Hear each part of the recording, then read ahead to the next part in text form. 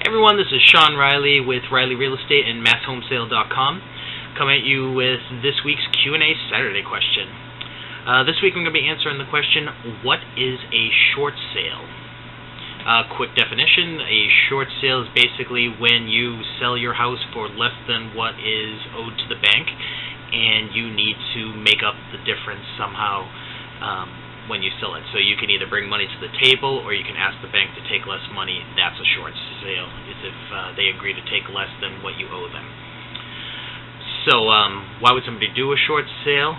The obvious answer is if you need or want to sell your house and you owe more on it than the market value, then most people will need to do a short sale. If it's a small amount of money and you have extra savings, people can bring and do bring money to the table sometimes to cover the costs. But for the most part, if you're significantly underwater, you would need to do a short sale in order to be able to sell the house. You might need to move, you might have other expenses and you can't make your payments. Typical situation is somebody has a job loss or has some sort of a medical issue where they get a lot of other bills and they basically just can't make the payments anymore. So if you don't sell the house, you will likely go to foreclosure, which is one of the reasons why sometimes banks are willing to work with people, because if there's a threat of imminent, if you're not making your payments, then they're basically going to end up foreclosing at some point anyway. They might be willing to do a short sale with you. There are alternatives to short sales. Sometimes there are things called loan modifications, where you work with the bank and they will work with you to adjust some of the terms of your loan to make the payments more affordable.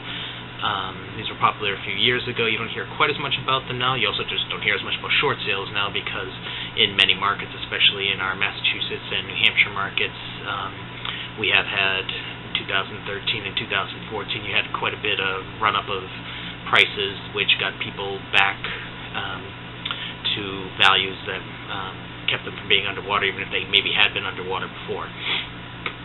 But not everywhere, and not every place has come all the way back, and in many places the values have started to stagnate or even decline.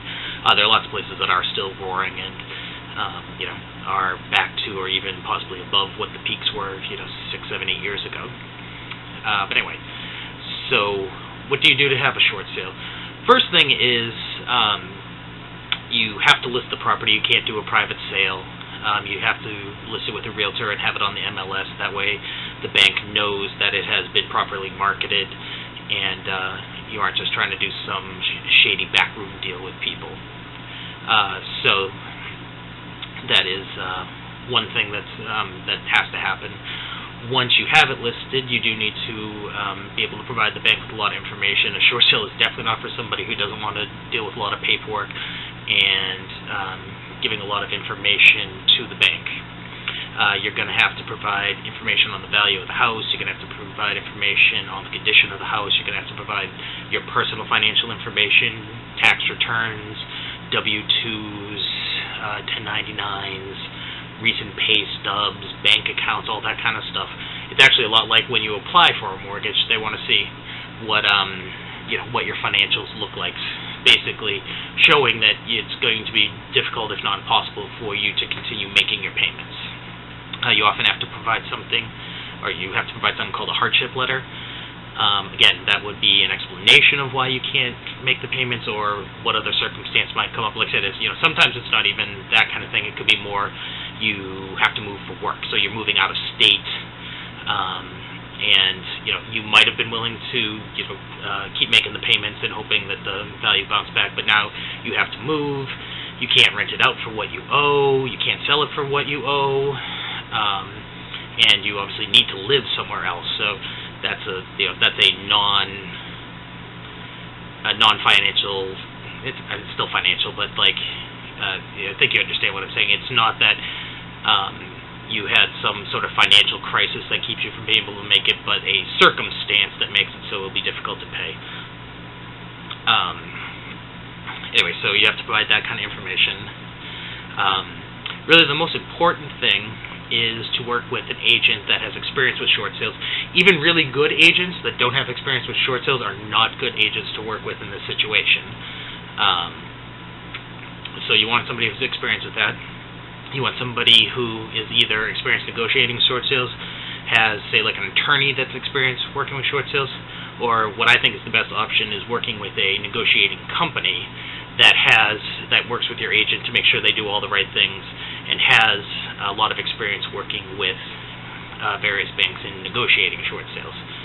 For those of you who are in the Massachusetts or New Hampshire market, you can definitely get in touch with us at myhomesale.com, and if it's a property that we're interested in, we can help set up you with the short sale specialist, a broker, real estate broker that has a lot of experience listing and selling short sales, and a negotiation company that's very good at negotiating the short sales.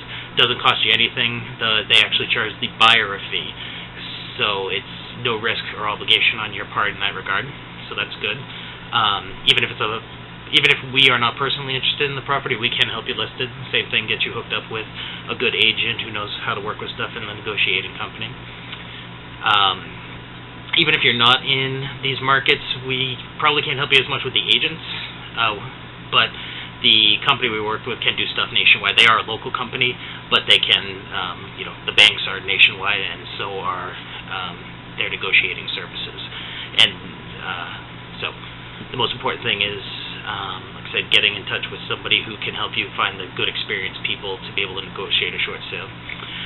They also take a long time, usually. I mean, everything can vary, case to case, but typically you expect it to take at least 6 to 12 months to do a short sale. Could definitely be longer. Occasionally it can be a little bit shorter. It's still going to be at least a couple months, but sometimes things can move a little bit faster. So obviously the big advantage to a short sale is not going into foreclosure. It does hurt your credit. Missed payments hurt your credit, and so does a short sale, but less so than a foreclosure. It does take a little while to be able to qualify to get a conventional mortgage again. Those rules vary, but there's different timelines for that. We're not going to go into all that here, but those are easy enough to look up. So those are some advantages. There's some advantages and disadvantages, like I said. I would say that, if you have alternatives, short sales are not a great thing because of the fact that you definitely take a big credit hit if you can sell it for pretty close to what you owe and you can bring some money to the table, it's probably your best option. But like I said, it's generally better than going through foreclosure. So you do have to be a pretty open book, give a lot of information, and have to be pretty willing to work with your agents and your negotiators to be able to get that information and get into the house and document all of the conditions of the house. If one of the reasons why it's not worth what you owe it is that maybe there's been the condition of the house has gone downhill a lot. Maybe the reason you can't do it is you had significant water damage. You had some pipes burst and it destroyed all the floors and ceilings and stuff, and you just don't have enough money to fix it, and it'll cost whoever buys it tens of thousands of dollars to fix. So you have to document that kind of stuff for when they value the house. The way they value the house is usually something called a broker price opinion, a BPO. And what that is they have a local real estate agent go and basically give their opinion on how much the house is worth. So again, if you don't give this kind of information on the condition or let the people have good access to it, they might come up with a high number. If they come up with a high number, it's going to be much harder to negotiate the bank down. There's really no disadvantage to getting a low number, because if somebody comes in and offers more than what the BPO is, then great, you're much more likely to get that offer accepted and accepted fairly quickly. Just simple numbers, say you owe $200,000 and the BPO comes in at $160 and somebody offered you $170, that's going to go through probably pretty easy. Other way around, say the BPO comes at $170 and somebody offers $160, this is going to be more negotiating. That might be close enough that the buyer might be able to come up, the bank might be willing to take a tiny bit less, something like that, depending how the negotiations go. But they will be harder and will take longer. So getting the lowest BPO possible is always going to be the most advantageous. So, working with your realtor and your agent and the company to, like I said, provide all the information you can to support a lower price is always going to be to your advantage. So anyway, again, if you are in Massachusetts or New Hampshire, get in touch with us. We can help you get in touch with the negotiators and real estate agents that can help you with this. We might be interested in buying the property, and like I said, even if we aren't, we can help you get set up with people who will help you be able to sell it. So anyway, that is a very brief description of what a short sale is, and thank you for tuning in. If you have any additional questions about this, feel free to leave a comment below and I'll answer your question. If you have any other questions you'd like to see in a future video, leave a comment below, send an email to info@masshomesale.com, or hit us up on our Facebook page or Twitter account, and we'll do whatever we can to answer the questions for you. Alright, thanks for tuning in, and we will see you next week. Bye-bye.